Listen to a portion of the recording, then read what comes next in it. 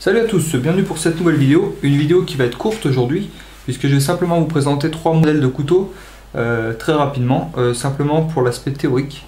Comme vous voyez, ces trois couteaux sont un peu un format très similaire. On va avoir deux Mora et un Fiskars, Mora classique numéro 1, robuste version 2 et Fiskars K40 couteau de jardin.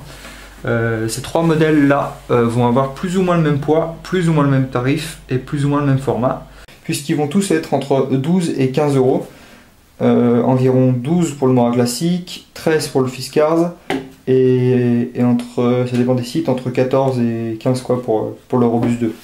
Celui-ci, le Fiskars, déjà c'est pas le même acier, les deux autres sont en carbone, celui-ci en acier inoxydable avec une émouture en plate avec un tranchant en V.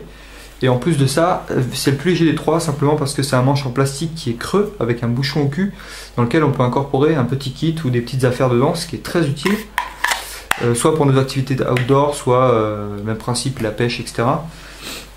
Bref, pour l'aspect théorique, ça va être trois modèles de couteaux pour moi qui vont être parfaits pour commencer un sac de bushcraft, de survie, de tout ce qu'on veut, même de survivalisme, un kit, un bob, etc. Ça va être idéal. Parce que, comme je vous l'ai dit, c'est pas cher et ça fait très bien le boulot, c'est durable, c'est costaud, bref, c'est impeccable. Avec ça, à mon avis, ça va être nécessaire de les coupler avec des outils plus performants, plus robustes. Par exemple, on va avoir le Mora classique, on peut le compléter avec dans son sac un EZI 5, 6 ou un BK2 de chez Baker, etc. Ou une hache, une scie, etc. Mais le coupler avec quelque chose de plus gros et de plus polyvalent du coup. Voilà pour ça. Pour parler brièvement des couteaux en eux-mêmes, on va avoir le premier qui me vient dans la main, c'est le Mora classique numéro 1. On va être sur quelque chose, un esthétique très sobre, très simple. Moi c'est ce que j'aime. Vous voyez que l'absence de garde, comme par exemple les deux autres, là on a une garde qui est évidente. Voilà, donc quand on vient prendre le couteau, on est sécurisé. Ici, beaucoup moins, voire pas du tout, même l'inverse, c'est-à-dire qu'on est dirigé vers la lame. Il faut être très prudent avec ce genre de couteau, mais quand on sait s'y prendre, il n'y a pas de souci. Il vaut mieux partir sur du Mora avec des gardes et après passer là-dessus, à mon sens, ou alors porter des gants anti-coupure. Mais c'est un peu ridicule parce que du coup on perd énormément de dextérité. Et pour ce genre de couteau on en a besoin. Bref, tout ça pour dire que le Mora classique numéro 1, très sobre, et qui fait très bien le boulot, émouture scandinave, acier carbone, vous le connaissez tous normalement. Ou alors il est présenté 10 000 fois sur YouTube. Ensuite le Mora robuste V2, je l'ai déjà présenté sur une autre chaîne que celle-ci. C'est un couteau qui est très épais, 3,2 je crois mm. C'est parfait hein, pour le gabarit, c'est pour ça que je dis qu'il est très épais.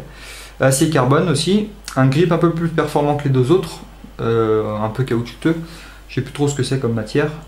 Voilà pour ça. Très bon couteau, vous voyez que la lame est courte, mais c'est parfait comme petit couteau un peu format bushcraft. Une bonne garde, etc. Donc ça c'est pareil, je vous le conseille. Et enfin le Fiskars K40 qui est un peu moins connu, le couteau de jardin. Comme je vous le disais, le manche est creux.